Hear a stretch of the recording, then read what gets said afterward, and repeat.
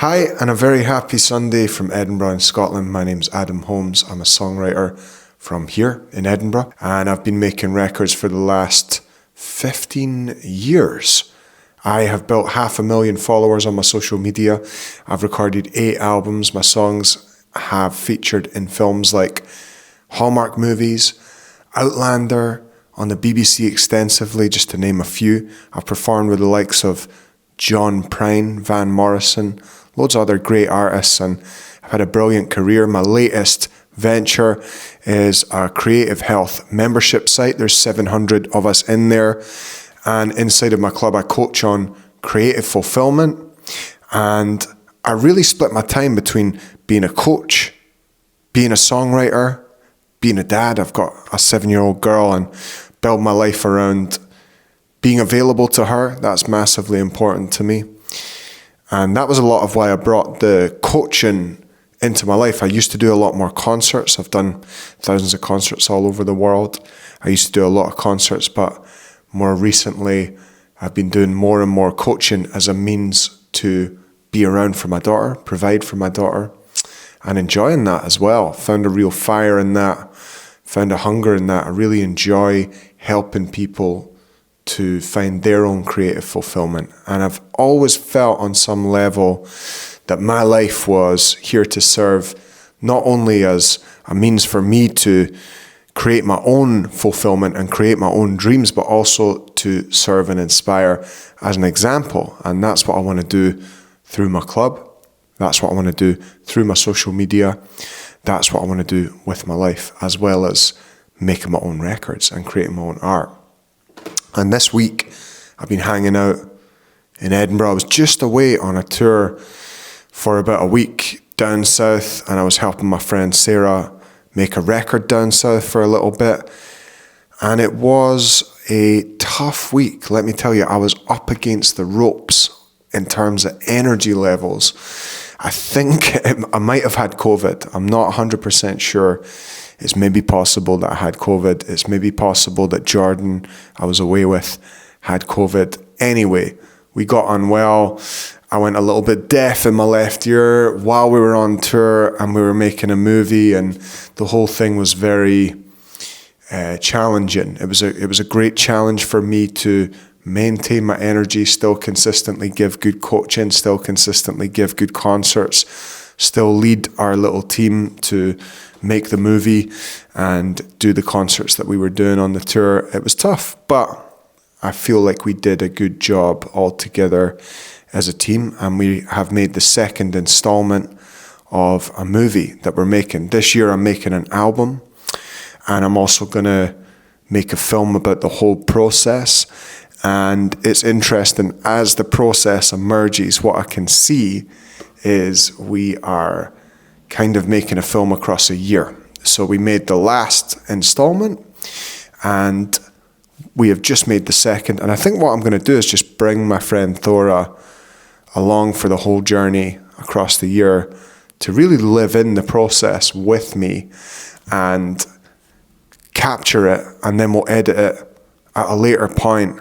What we're doing along the way is we're editing it into monthly smaller chunks, but then we're going to have, 25 hours of footage that we will make the overall film out of. So it's really exciting, really enjoying that process, and definitely feeling older in some ways, in the sense that I'm allowing the process to unfold a little bit more naturally. I'm not putting a bunch of pressure on a small amount of time to create a result, which is a lot of the time in my work with other people and on my own projects. That's what I'm paid to do, and that's what I do, is really help people get results quickly. And as I see it, a lot of people could get a lot more results a lot faster. And I think the stories that we have in our head are often the block to achieving the fulfillment of those stories, more so than the amount of time that people have. I think a lot of people think they have a lot less time than they have. And what I love thinking about as a concept is how everyone has the same amount of time, and it's how you use that time. It's crazy to think that me the guy outside walking his dog, the bus driver, the billionaire, everybody has the same 24 hours amount of time. And I find that quite a freeing thought in a way, and I find that quite an exciting thought. Anyway, today what I want to speak to you guys about is how your thoughts are vehicles. I thought about this last night. I was thinking this week what I wanted to talk about, and as a coach, this has to be one of the biggest things I come up against with my clients, with my friends, with my daughter, coaching my daughter through the experience of being born for the first time and being here and learning how to interact with the world and interact with different people. And for myself, this is the thing that I would say I'm most vigilant about. I think your word is your world, and I think what you say matters. Your words are a map. Every single thing that you say is a map that is going to dictate exactly where your life is going to lead. And yet, most people in the world use their word in a way which is not considered. First came the word. They say this in the Bible, first came the word. Well, I think there's a great deep lesson in that statement. First came the word. I think there's wisdom in that statement. What are words? If you really break it down, if you really think about it, we use words to separate things, to organize things. I remember holding my daughter Rosa when she was 3 years old, and she pointed at a tree and she said, "Tree." And I thought, I shouldn't say she was 3 because that would be a bit worrying. I think she was 1.5. She pointed at a tree.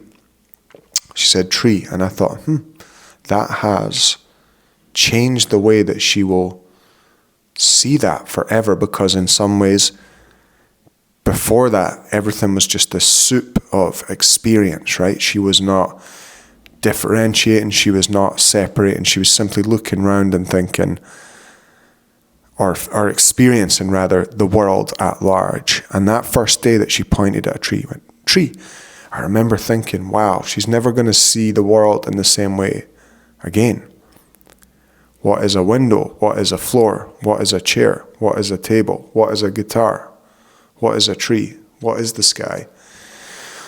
Well, really, as humans, we are storytellers, and you can't actually prove on any kind of scientific level or any emotional, practical, philosophical level that anything is separate. You can't actually prove that. We are storytellers. We organize information into understandable chunks so that we can survive. Where an animal might run for the meat, kill the animal, eat the meat, we organize it into these incredible structures. If you think about the availability of food in this day and age, so much of that is because we're able to use our words as a map. We're able to organize groups of people to come together, harvest food, package it, distribute it, send it. We're able to organize ourselves to have quote-unquote jobs, to then be able to receive the packages of the food. It's all because of the words that we're able to speak, and the words that we're able to speak create a map. If action in your life was a song, then words are the melody of belief. Words are the tone of belief. Your action is soil. So are you planting good seeds? Consider this. You could take an action to create wealth from a space of scarcity, from a space of fear. Or you could create wealth from a space of service, value, wisdom, groundedness, understanding. So the way you take the action stems from the foundation of your belief, and your belief is a collection of words, and so words matter. I saw an Instagram post yesterday that was an incredible example of this. It was along the lines of a musician who I follow, and it was along the lines of, as a 2025 musician, we have to make content, we have to edit content, we have to do emails, we have to do PR, we have to promote our content, we have to record our content, we have to sing our content. Have to. And the point this individual was making was effectively about overwhelm, about having too much to do. Well, what if you thought, I get to? You know, I have working arms and legs. I live in a first world country where I have access to iPhones and clean drinking water. And I get to do all these things. In the record industry 40 years ago, I would have been dependent on an old fat white man who had the power that I didn't have. And I would have been powerless. And now I have the power to wake up every day and reach my people and resonate with my people and vibrate at the same frequency as my people and attract those people towards me for no investment other than my time. And I can develop my skill sets and become more valuable as a man, as an individual, and help my brothers and my sisters to do the same. So if you're taking that exact example, when I wake up in the morning and I'm thinking like that, which I am, by the way, and this other person is thinking like they're thinking, oh, I have to do this, I have to do that. Who do you think is going to win?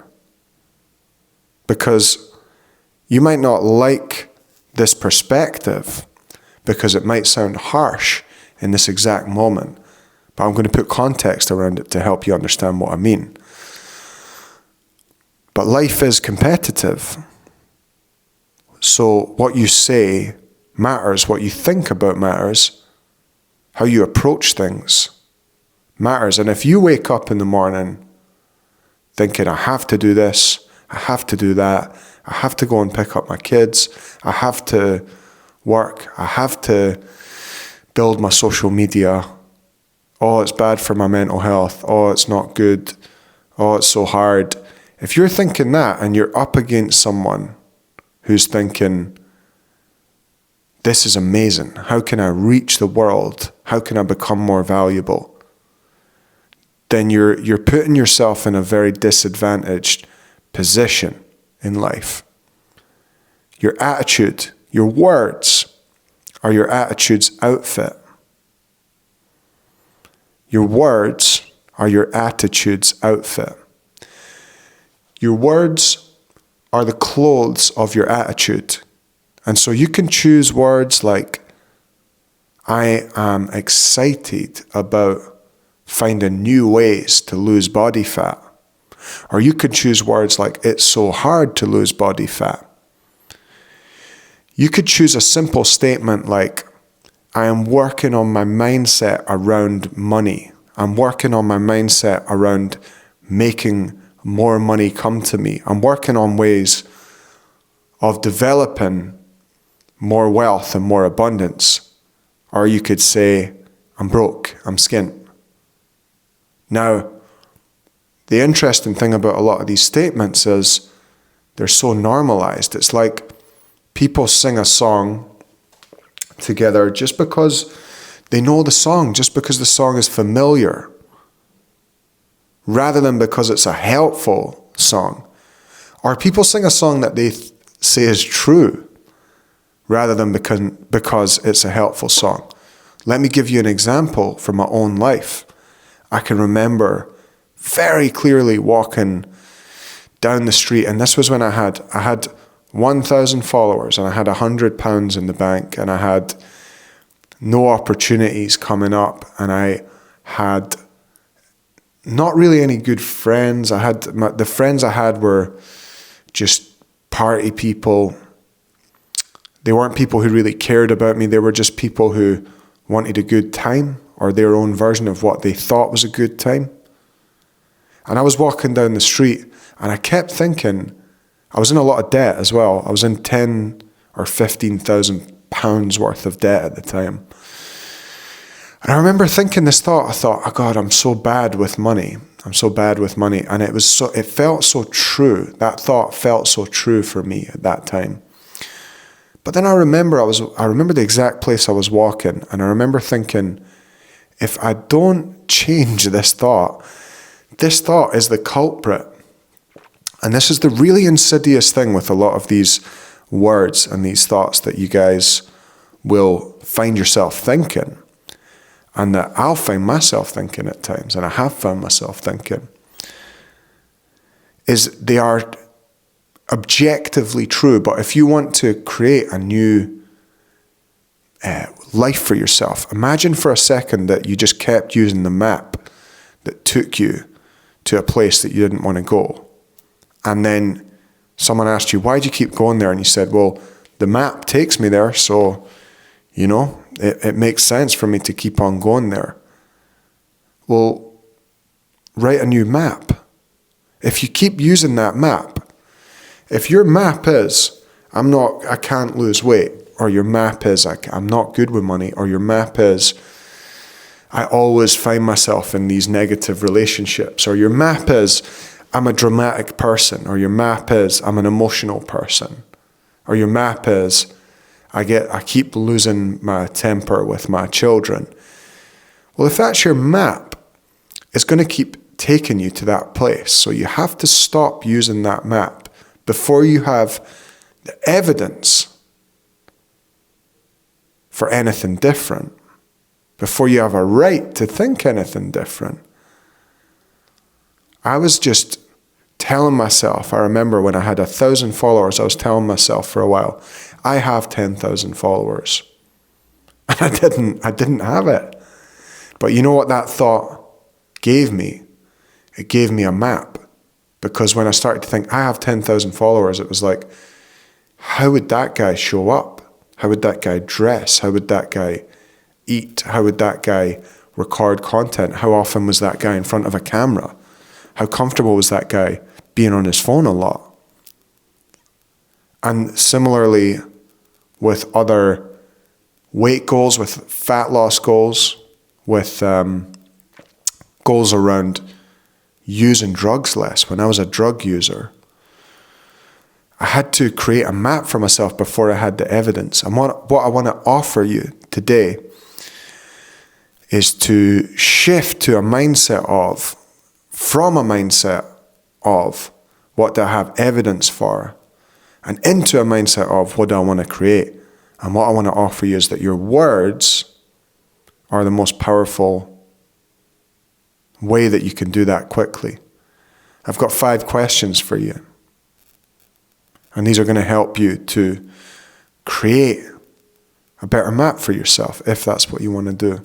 Number 1, do I think about my language?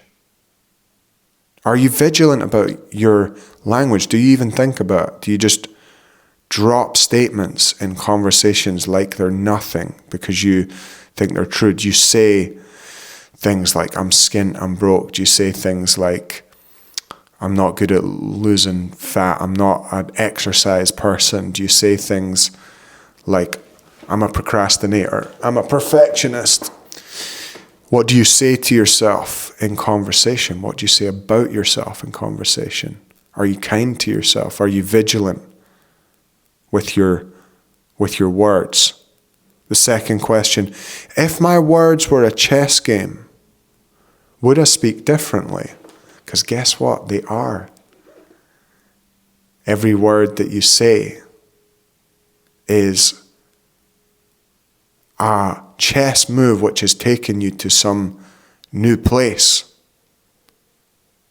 And I guarantee you, if you're constantly vigilant about each move you make on the chessboard of conversation, internally and externally, I guarantee you that you start to see your life improve. When people ask you, how's it going? What do you say? Do you say, good? I used to say, all right, okay, not bad.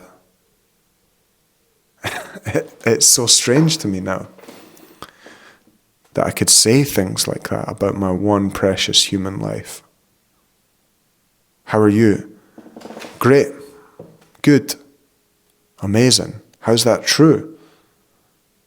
Well, listen, I'm not telling you this from the perspective of someone who's had an easy life.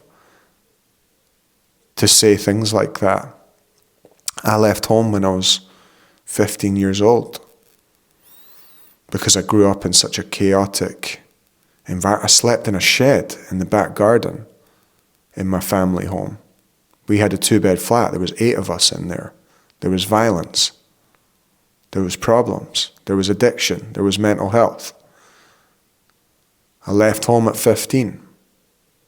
I lost close friends. My dad died when I was 21. I had 2 really close friends who died when I was younger than that.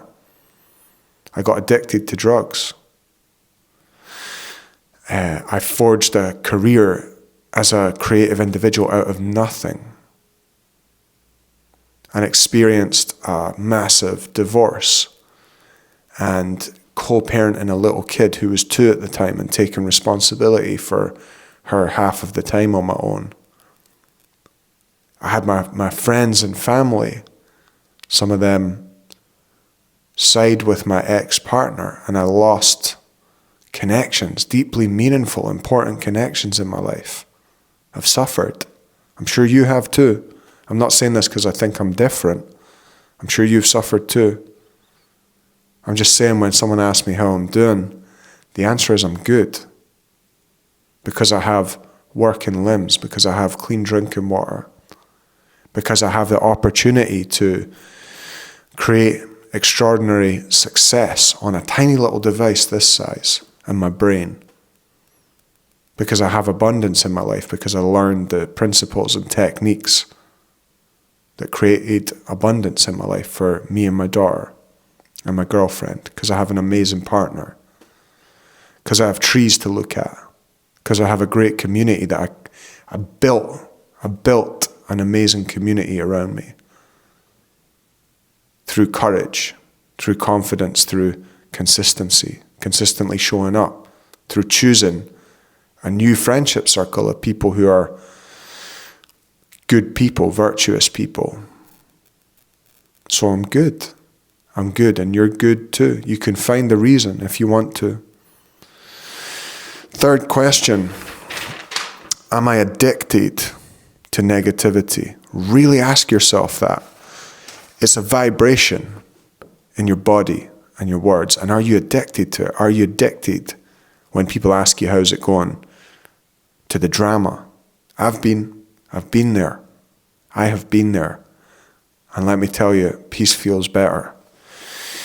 Much, much, much better. Question 4. Am I finding significance in suffering only? I've been there as someone who has suffered. And when I say someone who has suffered, I simply mean a human, because I know you've suffered too. But are you finding significance in suffering only, or are you brave enough to find your significance in also meaning, in also purpose, in also service, in also the good things in life? It's an easy way of finding significance. I remember seeing this where I grew up. People fighting, people dealing drugs, people having problems. And that was the way of getting significance, because there wasn't money, there wasn't abundance, there wasn't service, there wasn't purpose. So the way people found their significance was through suffering. Is that you? Are you finding your significance in suffering only when people ask you how you're doing? Is your story simply, I've suffered, or is your story, I've suffered and I'm having a great life? The last question, what is the one word I could remove this week? I want to give you an example. I was sitting with my friend on a bench recently. I said, how are you? She said, I'm so busy. I used to say that word too. How does that word feel? I'm busy. That's a terrible word, guys. It doesn't feel good. Here's a different way of thinking about it. My time is valuable. My time is very valuable. That's true for me. My time is very valuable. I help a lot of people. I do a lot of my own work. I care for my daughter. I work out. My time is valuable. That's one word, that could change your whole life. What's your word? What's the word that you're using this week? So you guys, I encourage you to think about your language this week. And I encourage you to remove any chess pieces that are causing you to lose the game. That's all I've got. That's what I've got for you this week. I love you guys. I hope you're having a great week. Everyone who's not in the club, come and join us for hours and hours of content. Just click the link in the top comment down there. Everyone who's in the club, I love you guys. I hope you have a great week ahead. And think about your chessboard. Think about your chess pieces. And have a fantastic week. Big love.